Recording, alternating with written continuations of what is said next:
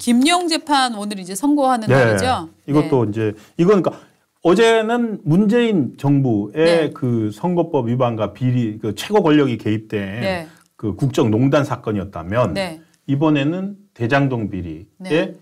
핵심 김용에 대한 이제 1심 선고가 이제 첫 나옵니다. 내일 아마 김광일 쇼에서 예. 집중적으로 잘 다뤄드릴 그렇습니다. 거라고 기대를 해봅니다. 이거에서도 네. 원하는 결과 저희가 원하는 대로 정의가 실현되는 그렇죠. 정의가 실현되는 네. 결과가 나오지 않을까 싶습니다. 네. 자, 그다음에 이제 문제는 뭐냐 하면 그럼에도 불구하고 민주당은 이재명 대표 체제로 내년 총선을 치릅니다. 그러면 이재명 대표한테 지금 가장 중요한 건 뭐다?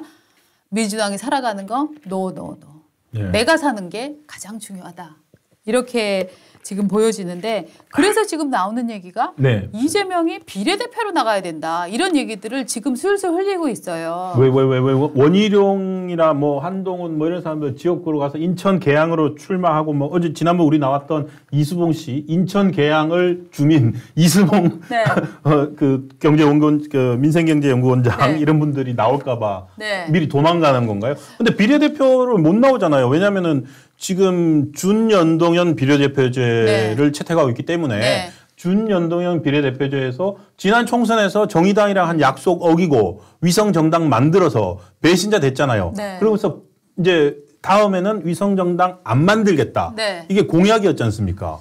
그러니까 위성정당 안 만들면은 지역구로 나와서 민주당은 당선되고 야 시끄러. 민주당은 비례대표가 나올 수가 없어요. 야 폼나 내 말 좀 들어봐. 아니 민주당 비례대표 나올 수 없다니까요. 멋있게 싸우고 지면은 의미가 있냐 그게? 더럽게라도 이겨야지. 그러지 않기로 했잖아요. 아니야. 대표님 지금 아니야. 지금 순간 이재명 대표로 빙의했다는 걸 좀 빙의할 때는 미리 얘기를 좀 해주세요. 아니야. 그분이 갑자기 오시기 때문에 미리 얘기해 주세요. 빙의할 때는 좀 미리 얘기를 해주세요. 제가 한동훈으로 빙의할 때는 이제 대충 알아채는데 이재명 빙의는 바로 안 왔어요. 자 아니, 대표님 비례대표는 못 나갑니다. 아니 멋있게 지면 그게 무슨 의미냐? 그러지 않기로 했잖아요. 더럽게라도 이겨야 되는 거 아니야? 예. 이 마음입니다. 더럽게 이기는 방법이 뭐냐? 네. 지금 민주당은 그런 연동형 비례대표제 이런 거 다 그냥 치우고 예. 자 선택은 하나야. 그냥 과거의 비례대표제로 돌아가던가 아니면 민주당의 위성정당을 만들던가 이 두 개 외에는 방법이 없어. 네. 이 두 개가 이기는 길이고 무슨 정의당이니 뭐니 무슨 뭐 제3당이니 이런 거 밀어주면은 우리가 지게 돼 있어. 그렇습니다. 이거는 우리가 지는 건데 이거는 폼은 좋아. 폼은 좋지만 멋있게 지는 거야.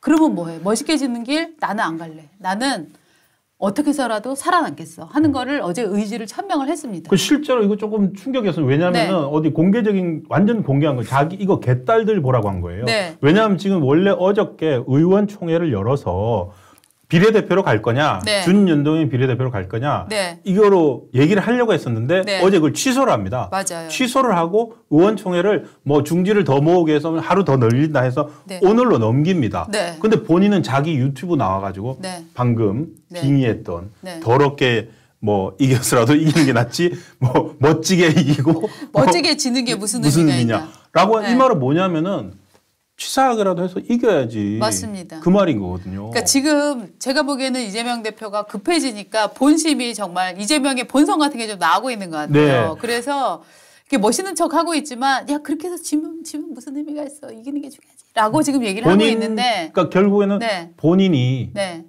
국회의원직을 네. 안정적으로 그렇죠. 무조건 해야 되겠다는 그렇죠. 거죠. 그래야지만 네. 자기의 모든 사법 리스크를 네. 막을 수 있으니까. 그리고 지금 이게 지역구에 나가면은요. 보십시오. 모든 것이 살아납니다. 그렇죠. 대장동 비리, 그다음에 초밥 10인분, 그다음에 저 무슨 뭐 저기 특혜권, 백현동, 대북송금 뭐 막 아마 그 상대 후보는 굉장히 좋을 거예요. 이미 너무나 많이 거증이 돼 있기 때문에 네. 그 허위 사실 공표로도 안 걸리면서 충분히 이재명 대표를 공격할 수 있는 뉴스가 너무 많거든요. 그렇죠. 그러니까 지금 이재명 대표는 솔직히 말하면 지역구도 지금 위험한 상황이에요. 그렇죠. 그러니까 거기보다는 차라리 비례대표 가는 게 낫고 비례대표를 가면 또 좋은 게 뭐냐면 네. 이 신당을 잘못 만들어줄 경우에 조국이 추미애가 신당을 한다. 그 맞습니다. 당이 의석을 가져간다. 그러면은 조국이랑 추미애가 이재명 말에 고분고분 따라서 그렇죠. 움직여주겠습니까? 그렇죠. 아닙니다. 이게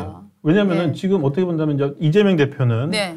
자기가 국회의원이 되고 네. 대표직을 더 유지하고 그리고 차기 대선 후보까지 해야지만 네. 완벽하게 자기의 사법적 리스크가 없어지잖아요. 네. 그런데 이 연동형 비례대표제를 통해서 위성 정당들이 만들어질 수 있다면 네. 자, 첫 번째 조국 신당 나올 수 있죠. 네. 조국 신당 나면 조국은 대선 후보거도 아닙니까? 네. 조국 스스로도 지금 본인의 사법 리스크를 해소하기 위해서 네. 비법률적 방법으로 명예회복을 하기 위해서 네.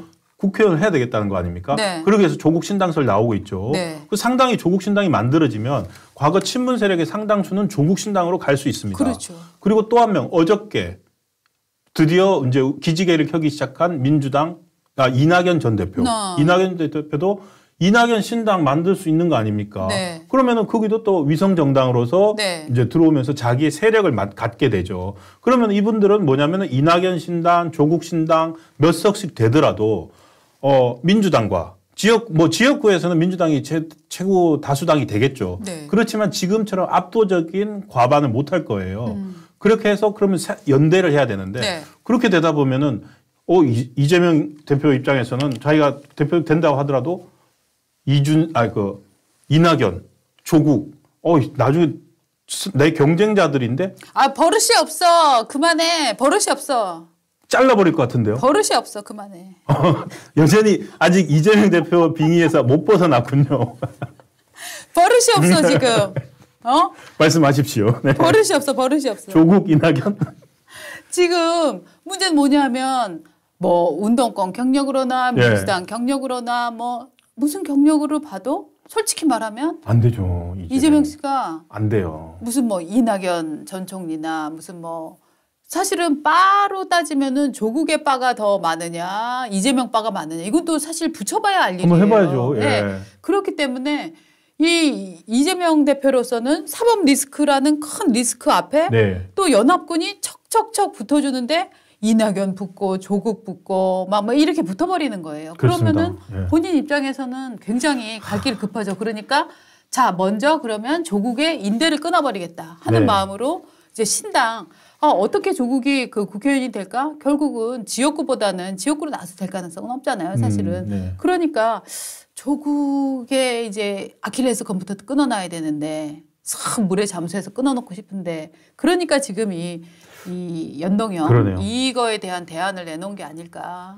그러면 결국에는 옛날 비례대표제, 네. 소위 말해서 병립형 비례대표제라고 네. 하는 걸로 다시 돌아가겠네요. 그러니까 네. 지역구는 지역구대로 하고 비례대표 47석은 네. 비례 투표해서 정당 득표 순서대로 다시 민주당이 갖는 거. 제가 보기에는 앞으로는 국힘도 진짜 지금 그걸 원하고 있지 그러니까 않나요? 제가 보기에는 예. 국힘이랑 민주당이랑 이익이 딱 맞아 떨어져 갖고 결국은 예전의 병립형 그걸로 다시 돌아간다. 예, 그걸로 돌아갈 가능성이 굉장히 큰 것 같아요. 그런데 네. 이게 사실은 이것 때문에 민주당이 결국 분당될 거라고 보는 사람도 있습니다. 네. 왜냐하면 지금 이탄희 의원 같은 경우에 네. 연동형 비례대표제 해라. 네. 그리고 위성정당을 하면 안 된다. 네. 공약 지켜라 얘기하고 있고 김부겸 의원 같은 경우에도 그러면서 서명까지 받고 있잖아요. 한 70몇 명 서명 받았다고 하던데요. 거기다가 이낙연의 그 비명계. 네. 이 사람들 다 모이면 여기서 이재명 독단으로 비례대표 밀어붙이면 민주당이 짜게 되는 거 아닌가요?